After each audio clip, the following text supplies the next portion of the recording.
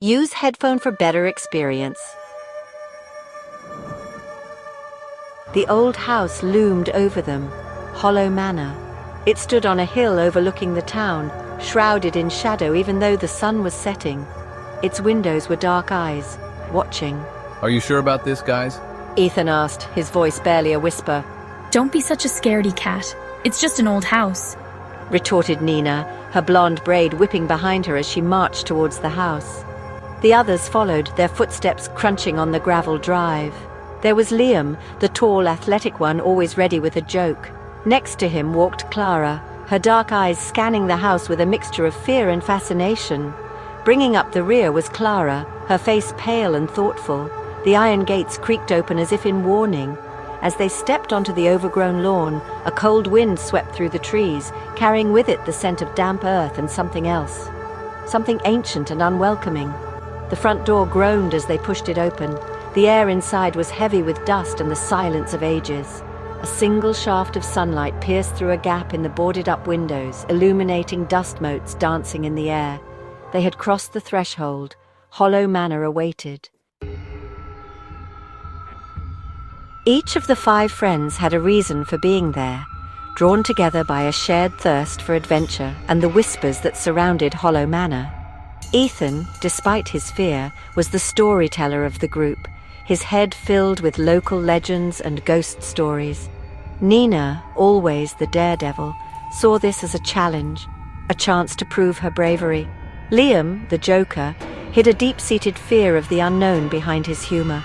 Clara, the observer, was drawn to the mystery, her notebook and camera ready to document whatever they might find. But it was Clara who held the most secrets. Behind her quiet demeanor and haunted eyes lay a connection to the manor, a past she had kept hidden from her friends. She felt a strange pull towards the house, a mixture of dread and longing that she couldn't explain. Remember the story about Annabelle, the young girl who died here? Don't tell me you believe those old wives' tales. Let's just hope we don't run into her ghost. Clara said nothing, but her eyes were fixed on the shadows that seemed to dance at the edge of the flashlight beams. Shadows that seemed to writhe and twist, taking on ominous shapes.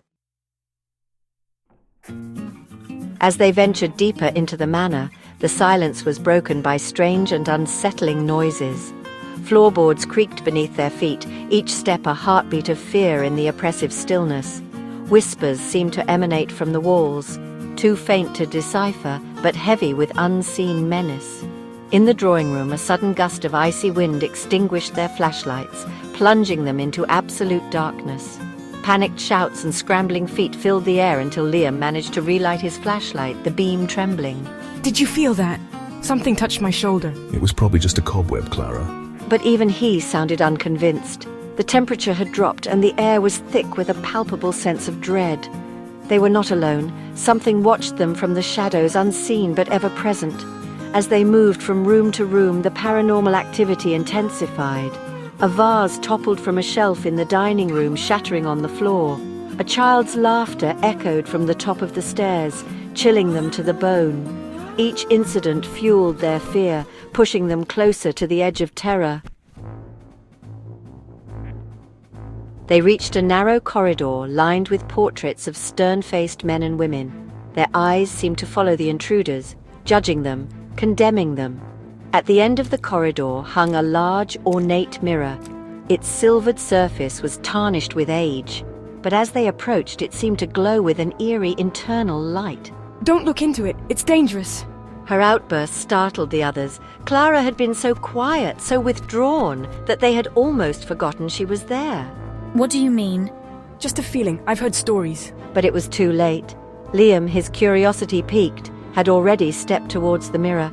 As he peered into its depths, his reflection wavered, distorted, and then changed. His features twisted into a grotesque mask of fear, his eyes wide with terror.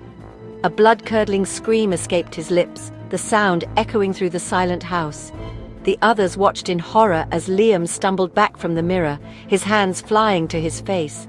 When he finally looked up, his eyes were filled with a terror they had never seen before. I saw her, Annabelle. She's trapped here, and she's angry. This story is written and edited by Chanakya Dev Prasad. Thanks for watching. Please like, share, subscribe, and comment. Which part is so horror?